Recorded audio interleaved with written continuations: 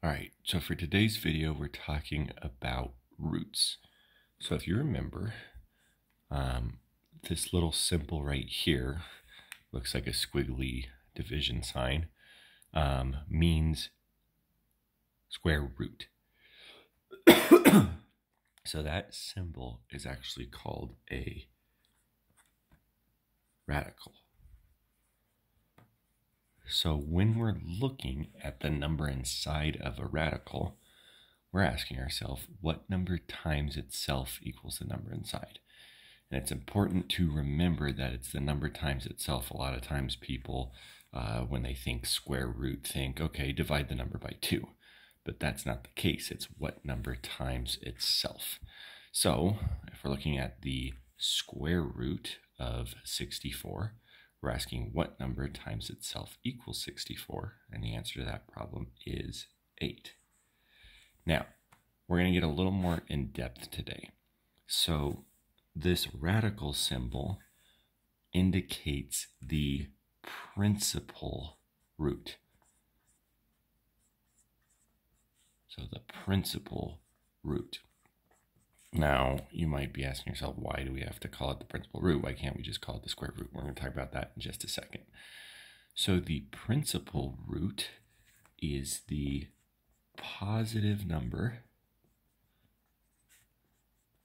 that when we multiply it by itself, it gives us the number inside the box. So the principal root of 64 equals 8, because 8 times 8 equals 64.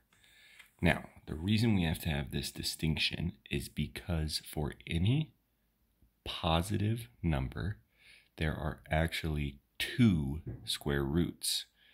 I want you to think about that for a second. How can there be 2 square roots of a positive number? And the answer to that is because of negatives.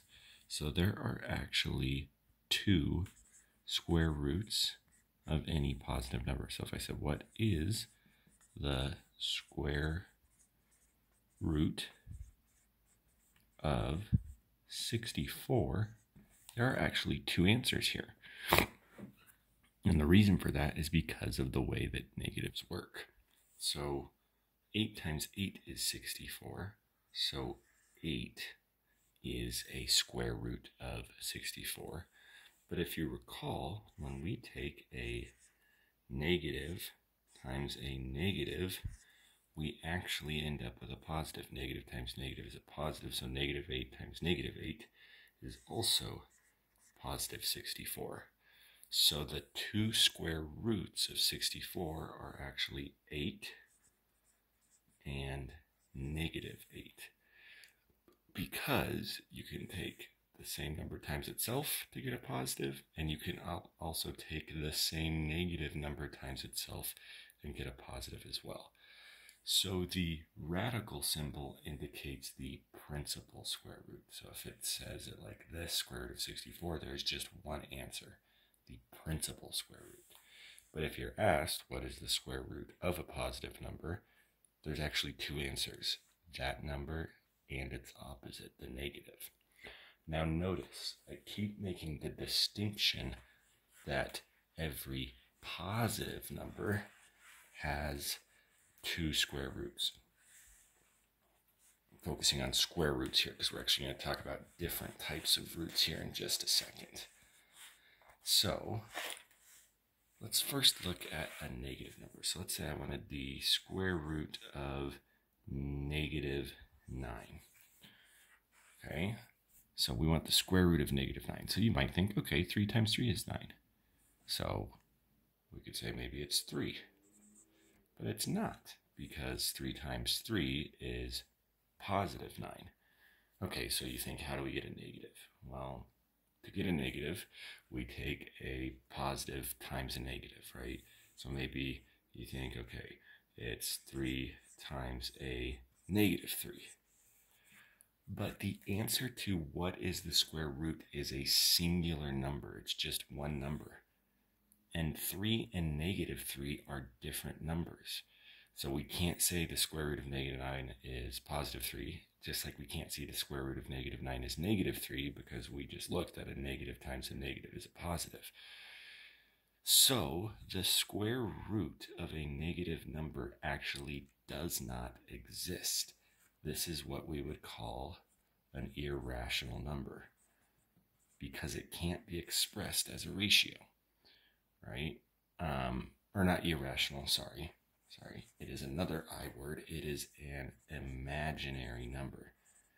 One, it can't be expressed as a ratio, and two, it actually can't be expressed at all. There is no known quantity that when you multiply it by itself gives you a negative number, because to get a negative number, we've got to take a positive times a negative. So the square root of a negative number is an imaginary number. It actually does not exist. Okay, but if we had the square root of a positive number, so the principal square root of 9 is 3. Is 3. But there are actually 2 square roots of any positive number. Square roots of 9 are 3 and -3. So there's actually 2 square roots of any positive number. Now, let's say, let me clean this up real quick. Let's say we wanted to know the square root of positive 5. I'm sorry, I shouldn't use the radical symbol because I want to talk about both square roots of positive 5. Well, the answer to that is the square root of positive 5 is the positive square root of 5 and the negative square root of 5. Notice for this second one, my negative is inside the radical symbol, because if it was outside, it would be the opposite of the square root of 5, right?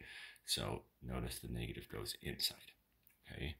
So every positive number actually has 2 square roots, the positive square root and the negative square root, okay? Now, there are other types of roots. In fact, there is an infinite amount of other types of roots. So to know that we're talking about a different type of root, we still use the radical symbol, but there's another number outside of the radical hanging out on this little ledge right here. So if I had something that looked like that, that would be known as the cube root of a number. And just like square root means what number times itself, cube root means what number times itself 3 times equals the number inside the box. So let's say we had the cube root of 8. We're thinking what number times itself 3 times equals 8? And the answer to that would be 2, because 2 times 2 is 4, times 2 is 8. So the cube root, indicated by this 3 out here, of 8 is 2. Now, with cube roots, negative numbers can actually have cube roots. So, unlike square roots, the cube root of 8 is only positive 2. There are not 2 answers here, because negative 2 times negative 2 would be positive 4, times negative 2 would be negative 8. So unlike square roots of positive numbers, cube roots of positive numbers only has 1 answer. But with that being said, we can actually have cube roots of negative numbers. So this is no longer an imaginary number, because there is a solution to this. The cube root of negative 8 is negative 2, because negative 2 times itself 3 times does equal negative 8. So we can make some assumptions here. You can have cubed roots of negative numbers, or you can have an odd root of negative numbers. So like if I said the 5th root of negative 32, that's what number times itself this many times, 5 times equals negative 32. And the answer to that would be actually -2 as well, because -2 times -2 is -4, times -2 is positive, or sorry, -2 times -2 is 4, times -2 is -8, times -2 is +16, times -2 is -32. So notice it's kind of flip-flopping back and forth.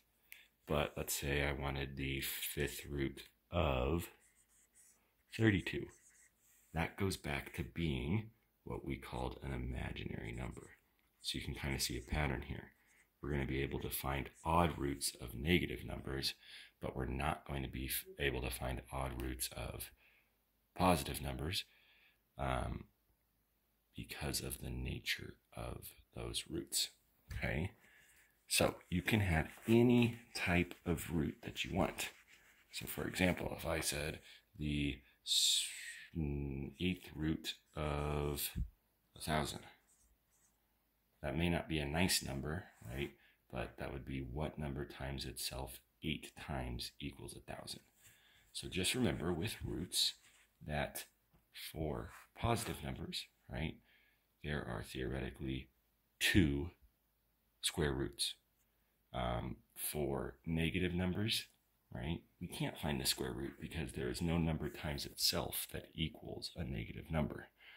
So there's a very brief introduction to roots and how they work. Remember, it's the number times itself as many times as indicated by the number hanging outside the radical, right? So the 4th root of 16 would be what number times itself 4 times equals 16.